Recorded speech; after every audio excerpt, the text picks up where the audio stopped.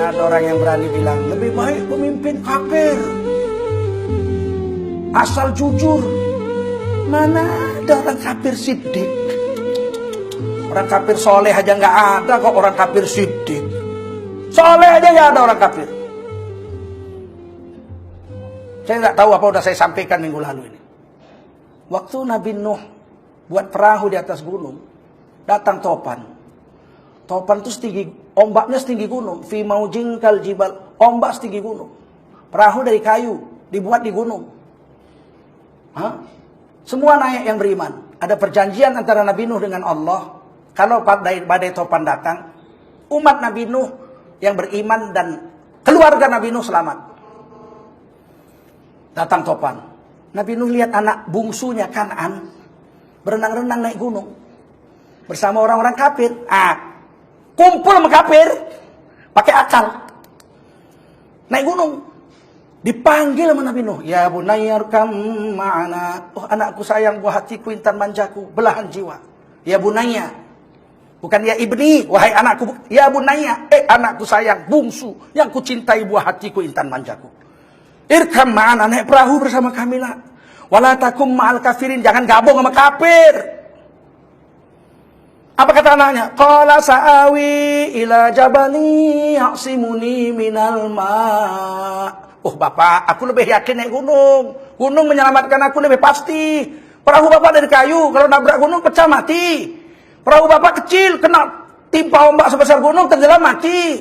Kalau naik gunung kan aman. Akalnya main. Dan memang betul, menurut akal tidak ada gunung tenggelam. Gunung meletus ada. Gunung tenggelam ada? Nggak ada. Kami di Medan ada satu syair yang terkenal. Kalau meletus Gunung Sibaya sayang. Kalau meletus Gunung Sibaya, alamat Medan menjadi abu. Medan bakal jadi abu.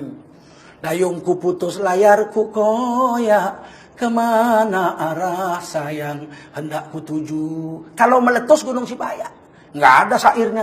Kalau tenggelam Gunung Sibaya, nggak ada. Gila lah kita kalau tenggelam gunung. Menurut akal betul, anak Nabi Nuh itu betul. Lebih selamat ikut kafir, naik gunung. Tapi menurut Allah salah. Harus taat sama Allah sama Rasul. Allah bilang, Rasul bilang naik perahu. Dia naik gunung. Wa kana minal mughraqin. Jadilah dia ditenggelamkan bersama orang-orang kafir. Ketika badai sudah reda, Nabi Nuh dapati anak yang disayanginya, anak bungsunya Kan'an mati. Nabi Nuh doa. Ya Rabbi, inna bani min ahli. Oh Tuhanku, Kan'an itu kan anakku. Kalau anakku kan keluargaku. Katanya keluargaku nggak mati, kok mati? Oh, ditegur Allah langsung, kau Nuh jangan nanya-nanya begitu. Kamu nggak ngerti. Dijawab, ya Nuhu innahu laisa min ahlik. Hai Nabi Nuh, anakmu bukan anakmu lagi. Bukan keluargamu anakmu itu. Coret dari keluarga Nabi. Walau anak kandung. Innahu amalun ghairu salih. Dia beramal tapi amalnya tidak soleh. Kafir jadi soleh aja nggak bisa, apalagi jadi siddiq. Jangan main-main lah dengan agama. Nggak usah sok bangga dengan kafir. Nggak usah. Dia banyak duitnya. Terus duit kenapa? Manfaat rupanya. Saya kalau tim sukses, dia dapat mobil, dapat istri baru, rumah baru, mobil, semua dapat baru. Rupanya kalau hartamu banyak itu pasti jadi rezekimu. Tidak, berapa banyak orang punya harta banyak, rezekinya sedikit. Duit 70 miliar, mobil 12, bini 4, rumah 10. Tapi Allah pastikan dia dapat rezeki sedikit. Kena penyakit yang namanya stroke, bengkok. Habis duit 70 miliar nggak ada guna. Sup buntut nggak boleh makan. Ayam nggak boleh makan. Jeroan nggak boleh makan, soto nggak boleh makan, ikan asin nggak boleh makan, kolak pisang manis nggak boleh makan. Penyakitan dia kena semua, diabetes, kena semua komplikasi. Dia cuma makan bubur di blender pakai rebus bayam, nggak pakai garam, persis muntah kucing. Itulah dimakan. Duit 70 miliar, mobil 10, kemana-mana naik kursi roda. Yang naik mobil supirnya sama pembantunya. Sudahlah, Kalau mau sukses di akhirat satu saja. Taat sama Allah sama Rasul. Kalau Quran bilang pilihlah pemimpin yang Islam, yang Muslim. Nggak usah ngeles lah. Pilih pemimpin Muslim. Kata Quran, jangan tapi. Yang bikin celaka manusia itu tapinya itu. Memang Quran bilang pilih pemimpin Islam. Tapi Quran kok ditapikan. Jangan ditapikan Quran.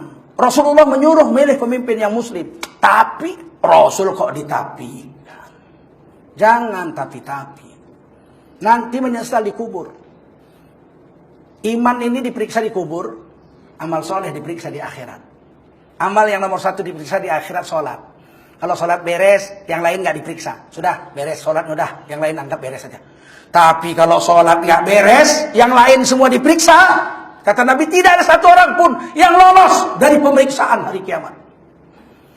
Diperiksa KPK aja 8 jam muntah. Apalagi diperiksa Allah Subhanahu wa taala di hari kiamat. Nampak semua di syuting dari lahir sampai mati. Bingung ya, loh. Waktu aku zina itu Allah dulu masuk hotel mati lampu semua saya. Kok bisa nampak berwarna? Yang syuting ini bukan forum saling sapa. Bukan saling sapa.com yang syuting ini. Kiraman Katibin yang syuting ini. Menyesal nanti, menyesal. Di kubur yang diperiksa iman. Nah, kalau di akhirat amal. Makanya orang Mu'tazilah bilang nggak ada itu siksa kubur. Orang belum diperiksa kok sudah disiksa. Sudah di kubur sudah diperiksa, yang diperiksa iman.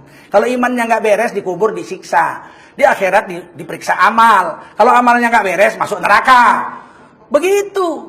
Apa pertanyaan di kubur? 4 saja. Pertama, man rabbuka? Siapa Tuhan yang kau sembah? Kalau kita seumur hidup menjaga sholat, amal kita yang akan jawab, Allahu Rabbi. Sembahanku hanya Allah, nggak ada yang lain. Nggak pernah nyembahnya ya Roro Kidul saya. Pokoknya hanya Allah. La ilaha illallah. La ma'bud illallah. Pertanyaan kedua, ma imamuka? Apa kitab pegangan hidupmu? Pedoman hidupmu apa? Kalau kita seumur hidup ikut dengan Quran tanpa tapi-tapi, ya amal kita akan menjawab, Al-Qur'anu imami. Itu ditanya, apa pedomanmu? Majalah Tempo, Koran Kompas, Metro TV, atau Quran? Tanya. Pertanyaan ketiga, man nabiyuka? Siapa nabimu? Kalau kita memang taat sama Rasul, sunnah Nabi kita yakini, kita ikuti sampai mati, keliru, tobat, jalan lagi, jatuh, bangun, jalan lagi, di akhirat, amal kita akan jawab, Muhammad Rasulullah SAW Rasuli. Sampai sini aja ceramah kita, udah lewat 10 menit. Nggak ada waktu ya tanya jawab ya. Nah, nggak apa-apa, pokoknya ingat aja. Ditanya nanti di kubur, man ikhwanuka? Siapa teman?